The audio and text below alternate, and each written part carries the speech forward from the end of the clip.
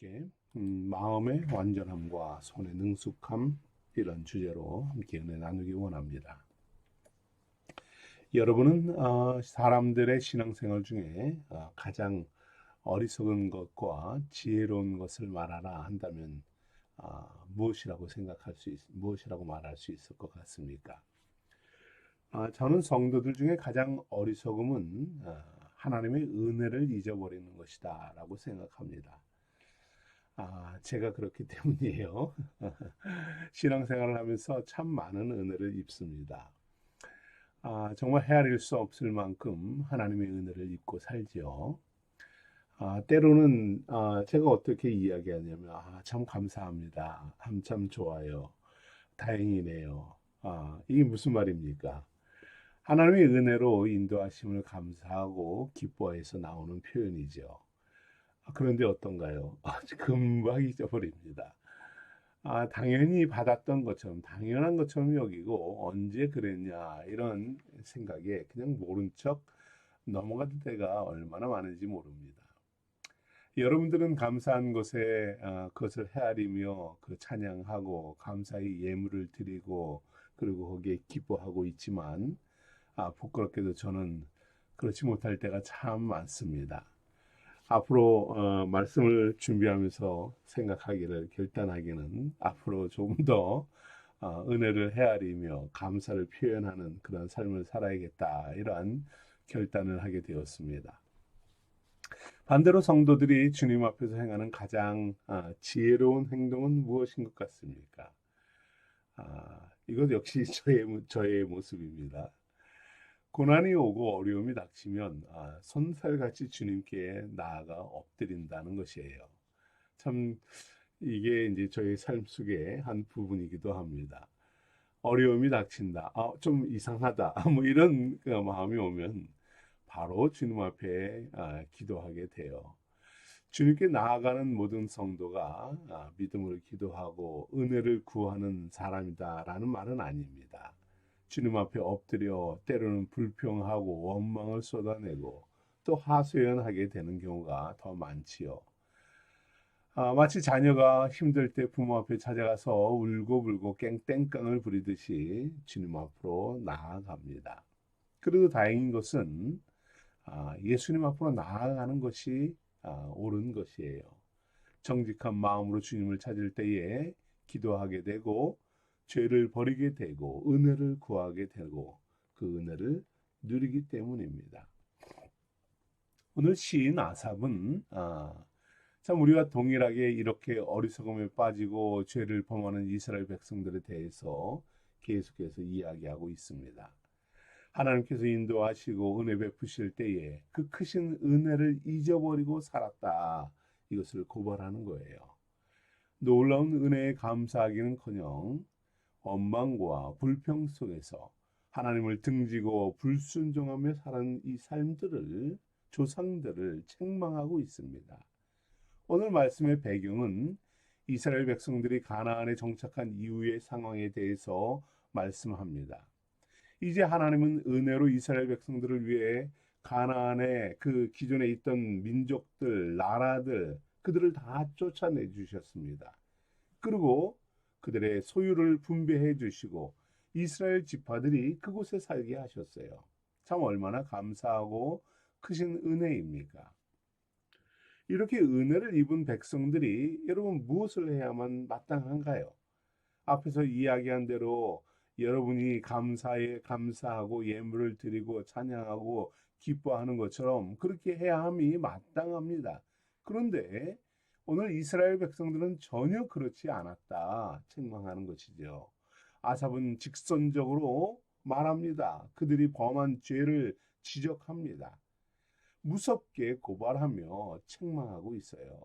오늘 본문은 한 절 한 절마다 백성들이 범하는 그 죄목을 지적하며 나아갑니다. 먼저 오늘 말씀 속에 말씀을 보면 56절과 58절까지 뭐라고 말씀합니까? 가나안에 정착한 백성들의 죄를 지적합니다. 고발합니다. 불순종을 책망해요. 56절을 보면 지존자 하나님을 시험하고 반항하고 명령을 따르지 않았다. 너희의 불순종이 얼마나 심했는지 보아라 라고 말을 하는 것입니다. 그리고 57절에서는 이러한 죄들이 유전된 죄악으로 행했다라고 또 책망합니다. 조상들처럼 배반하고 거짓을 행하고 속이고 활같이 빗나간 죄만 있다라고 이야기해요. 자신들의 조상 열조가 옛날에 범한 타락상을 그대로 그 가나안에 들고 들어온 것이다라고 합니다. 광야에서 거듭거듭 하나님을 시험하고 말씀에 불순종했던 행위를 약속의 땅까지 가지고 들어와서 똑같이 하고 있다. 그대로 반복하고 있다라고 책망합니다. 더 나아가서 가나안에 있었던 죄악들까지 그대로 품고 살아가고 있음을 58절에서 말합니다. 가나안 땅에서 쫓겨난 족속들이 버리고 간 우상들입니다. 그 우상을 다시 회복시키고 다시 모시고 정성껏 섬기며 살아가고 있습니다.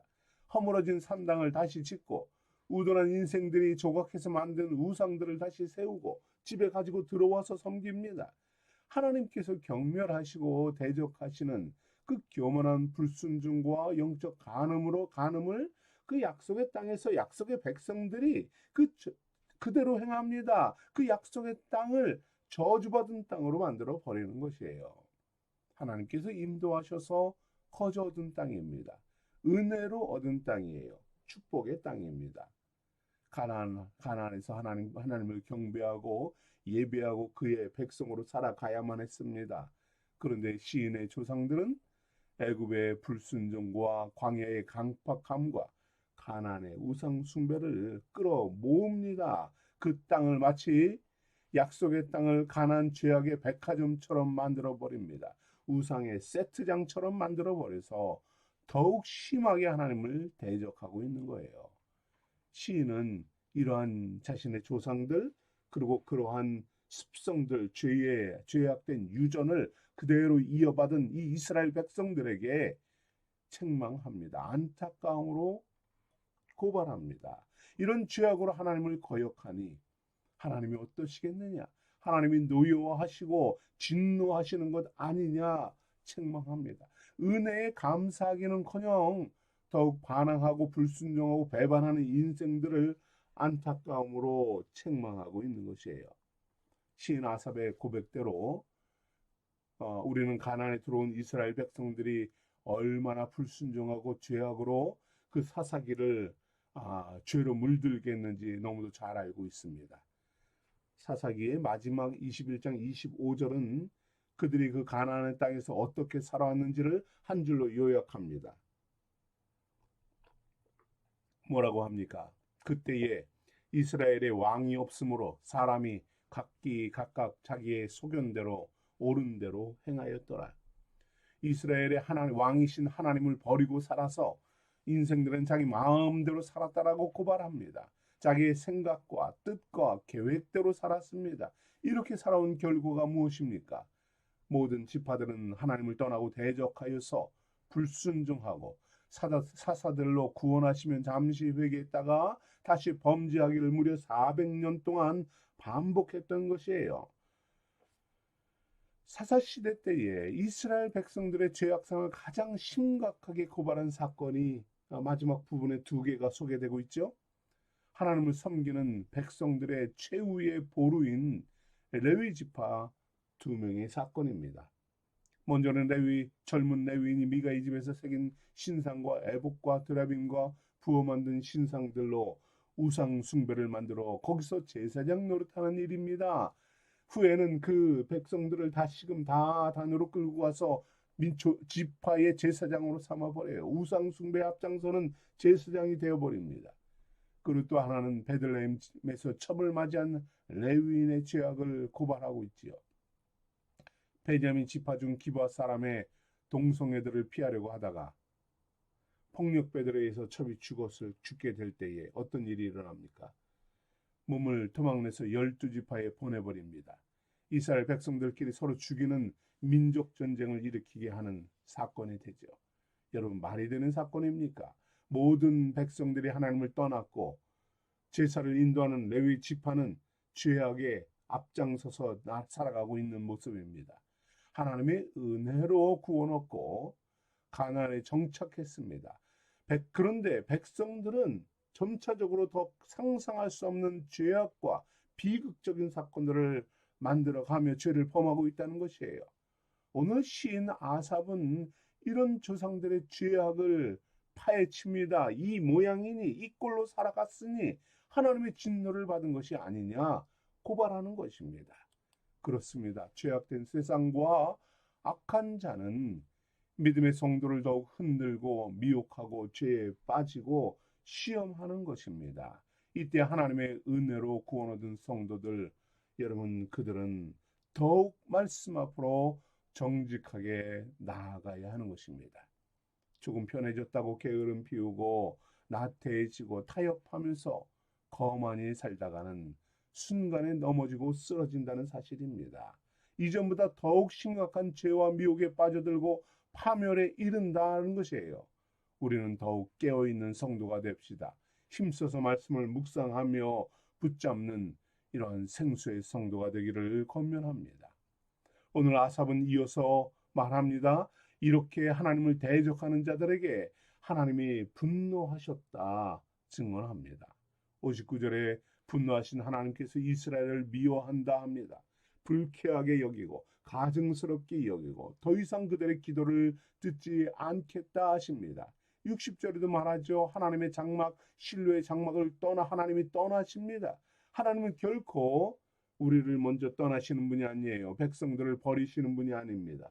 온 백성이 가증히 예배하고 패역하고 죄악된 삶을 살아가는 이 모습을 하나님이 더 이상 볼 수 없어서 미워하고 거절하셨다는 것입니다. 백성들과 동거하기를 거부하시는 것이에요. 61절에서도 말하지요. 이스라엘의 모든 능력과 영광을 대적에게 버리십니다. 하나님의 은혜와 긍휼을 버리시고 심판하는 모습입니다. 이스라엘 주변 나라와 족속들에게 고통을 당하게 하시고 칼에 죽게 하시고 모든 기업을 무너지게 하십니다. 모든 청년과 처녀들이 죽임을 당하고 결혼의 축가가 아니라 슬픔의 애가를 부르게 하십니다. 심지어 하나님의 성막은 그 성막을 지켜야 하는 제사장들도 칼에 죽임을 당하고 파멸의 수렁에 빠져버리는 것이지요.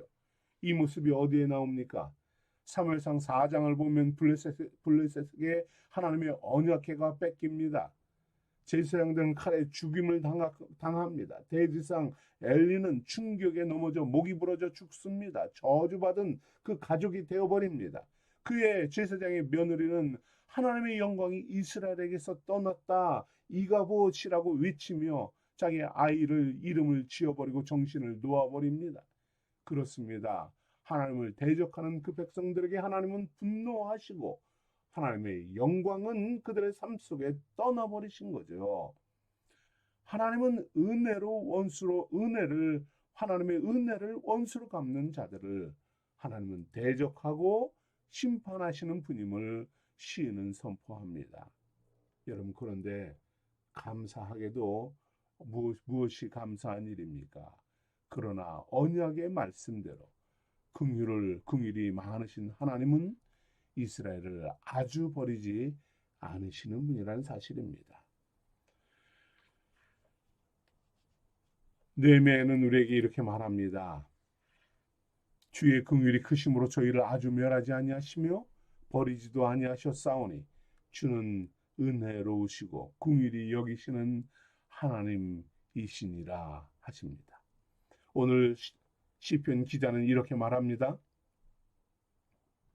그때에 주께서 잠에서 깨어난 것처럼 포도주를 마시고 고함치는 용사처럼 일어나사 이스라엘 백성들이 칼에 엎드러지고 모두가 멸망당하는 이때에 그들이 하나님 앞에 범죄함을 회개하고 말씀으로 돌아가려고 애를 쓰고 기도하며 나아갈 때에 괴멸의 늪에 빠져버린 이스라엘 백성들을 보시며 하나님은 정신을 차린 사람 용사처럼 일어나십니다.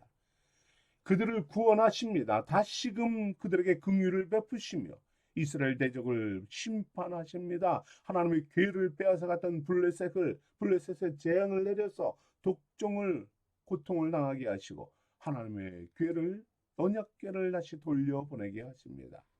하나님은 요셉의 장막을 실어 버리십니다. 그동안 에브라임 지파가 관리하던 실로의 법궤를 돌려보내지 않습니다. 이제는 유다 지파를 택하고 시온산에 언약궤를 옮겨 놓으십니다.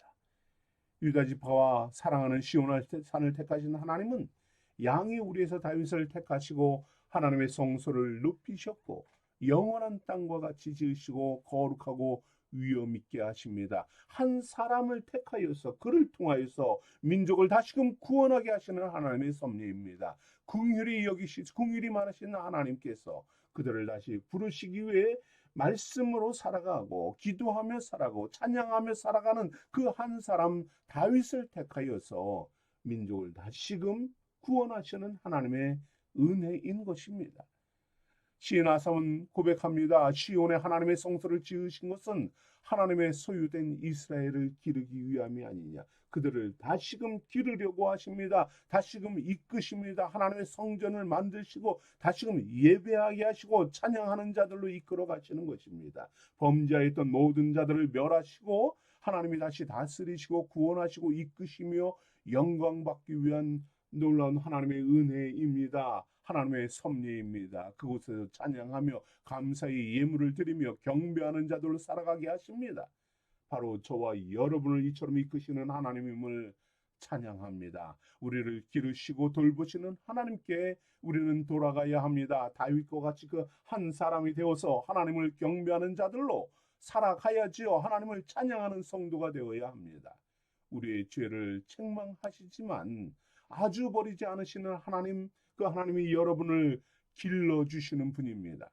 그 뜻에 순종하며 따르는 성도가 됩시다. 시인 아삽과 같이 하나님의 거룩하신 뜻을 찬양하며 경배하는 성도들이 됩시다. 아삽은 72편에서 이렇게 찬양합니다. 그가 그들을 자기 마음의 완전함으로 기르시고 그의 손에 능숙함으로 그들을 지도하셨도다. 끊임없이 하나님께 불순종하고 거역했던 인생들을 완전히 기르시는 하나님의 섭리이며 은혜입니다. 반복하여서 죄와 회개를 삶을 반복하는 인생들, 그들을 온전한 주님의 백성으로 거룩한 성도로 이끄시는 주님을 따릅시다. 죄악되고 육신의 삶으로 돌아가려는 이런 연약한 인생들의 손을 붙잡아 주시는 분이지요. 바른 길로 가도록 이끄시고 지도하시는 주님께 마음을 열고 그 뜻에 순응하며 따르는 것입니다. 우리를 온전한 주의 백성으로 다스리시는 하나님의 영원한 섭리이며 은혜입니다. 이렇게 역사하시는 하나님은 영원한 하나님의 성소를 두기 위해 시온산에 예수 그리스도의 십자가를 세우셨습니다. 사랑하는 성도 여러분, 참 성전이시며 만왕의 왕이신 주님께서 저와 여러분을 성도들을 완전하게 기르십니다. 능숙함으로 지도하시며 이끄십니다. 주님을 따르는 믿음의 성도들이 되도록 사랑하십니다. 우리의 아집과 우리의 고집과 우리의 경험을 내려놓고 주께 맡깁시다. 우리를 위해 시온에서 십자가를 짊어지신 예수 그리스도의 십자가를 바라보는 것입니다. 사랑의 구원과 십자가를 따르는 것입니다. 범죄한 인생들을 영원히 버리지 않으시고 다시 품으시고 기르시는, 그리고 지도하시는 주님의 은혜를 다윗과 같이 찬양하며 나아갑시다. 아삽이 통곡하듯이 조상들의 악과 범죄, 불순종을 답습하는 것이 아니라 주님의 다스리심과 이끄심에 순종하며 나아갑시다. 십자가의 은혜와 사랑으로 이끄시는 주님을 따르는, 순종하는 우리 생수의 성도를 되기를 축복합니다. 우리 함께 기도하겠습니다. 사랑과 은혜가 풍성하신 하나님 감사합니다. 아삽은 자신들의 백성들이, 그 민족들이, 조상들이 하나님 앞에 범죄하며 우둔하며 은혜를 잊어버리고 망각하여서 살아가는 이 모습들을 책망하며 절규합니다. 하나님 앞에 찬양하는 자로서 온전히 서지 못하는 백성들을 주님 안타까움으로서 합니다. 오늘 이것이 주님의 음성임을 듣습니다. 하나님 앞에 다윗같이 한 사람이 되어서 주를 예배하는 자, 시온을 기뻐하시고 사랑하시는 하나님을 경배하는 자들로 주여 우리를 삼아 주옵소서. 주님 앞에 나아가길 원합니다. 더욱 주를 경배하길 원합니다. 주의 뜻을 따르며 순응하며 순종하며 나아가겠사오니 주의 사랑하는 성도들을 이끄소서, 다스리소서, 온전히 세우소서, 영과 육이 주님 앞에 온전할 수 있도록 믿음으로 주의 사랑하는 백성들을 이끌어 주옵소서. 오늘도 주님 앞에 기도하며 나아갑니다. 말씀을 묵상하며 붙잡고 나아갑니다. 연약함 가운데 있사오나 주님 앞에 더 감사하는 삶을 살아가게 하시며 찬양하는 삶을 살게 하시며 은혜에 주님 감사하며 나아가는 그런 믿음의 삶이 우리 생수의 성도들의 삶이 될 수 있도록 인도하여 주옵소서. 생업과 가정과 삶의 모든 영역 속에 하나님의 풍성한 은혜만이 넘치게 하옵소서. 감사하며 예수님 이름으로 기도합니다. 아멘.